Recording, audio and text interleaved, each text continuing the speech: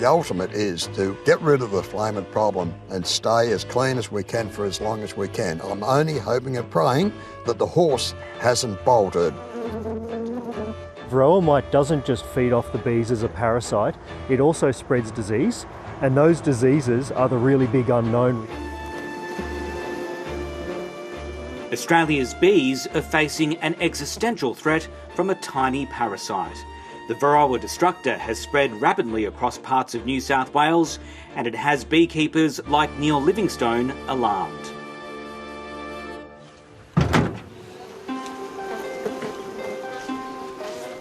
It's been in the family for a long time, but I've been very active probably for the last 25 or 30 years with the bees. Yeah, love it.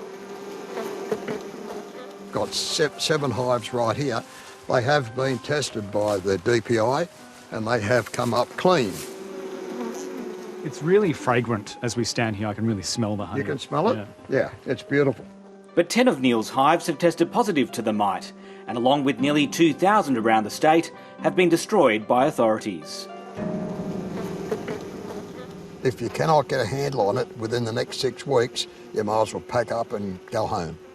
I don't mind doing my little bit in losing my hives for the betterment of Australia. And if that's the attitude that we've all got to take, so be it. The mite weakens and kills European honeybee colonies and was first detected late last month in surveillance sentinel hives near Newcastle's port. Since then, the mite has been found at 40 properties, including in Narrabri, 400 kilometres away. It's a really damaging pest that feeds on the bees as they develop, and then it also is a really good vector for some of the bee viruses as well. And it's that combination that ends up overall killing those colonies. While the mite has been intercepted previously, Australia has been one of the few countries free of varroa destructor until now.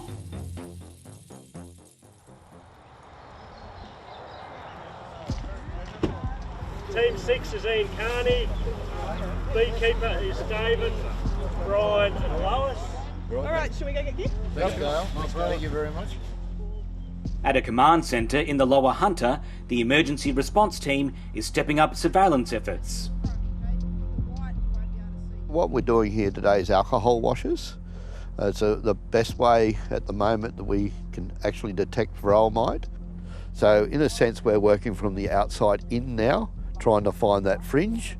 Once we find the fringe, we know we've got it contained. Authorities have set up a 10-kilometre zone around varroa sites where all positive hives must be destroyed.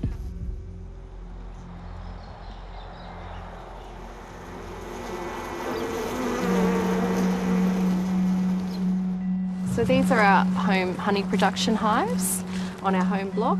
Beekeeper Anna Scobie runs a farm and teaching school within Newcastle's eradication zone. So far she's had 30 hives destroyed, and these mite-free ones are among the remaining. It's devastating, you know, it's been like a family member. The bees have been like a family member for us. They've been so involved. We've always had bees in our backyards for more than 10 years, and then been involved in other people's families, placing hives in their backyards and seeing their love for them as well. So it's really difficult to see this chapter closing.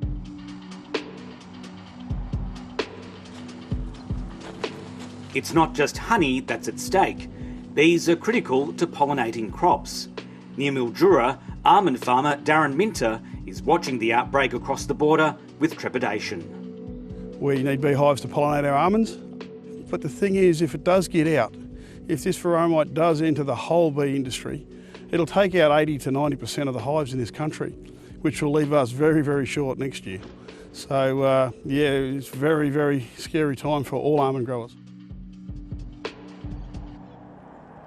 Australia has one of the toughest biosecurity regimes in the world to protect our unique environment. So how did a tiny mite end up in the country? Where did it come from? And could it now bring a multi-million-dollar industry to its knees? The government is carrying out DNA testing to trace the mite's origins.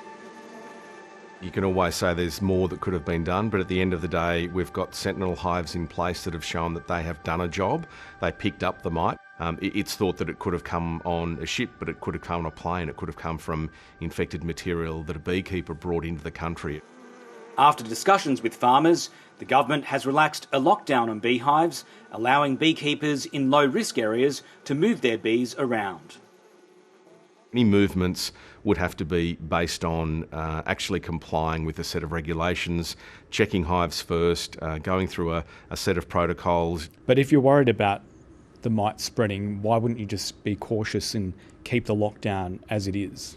Well, because we also have other industries to think about. And when you not just the honeybee industry or the pollination industry, but horticulture of all kinds. So it's almonds, it's citrus, it's apples and pears, it's watermelons and passion fruit, it's literally blueberries. There's hundreds and hundreds of growers around our state that rely on pollination services. So we're talking about probably billions of dollars of impact if we don't allow the pollination to occur.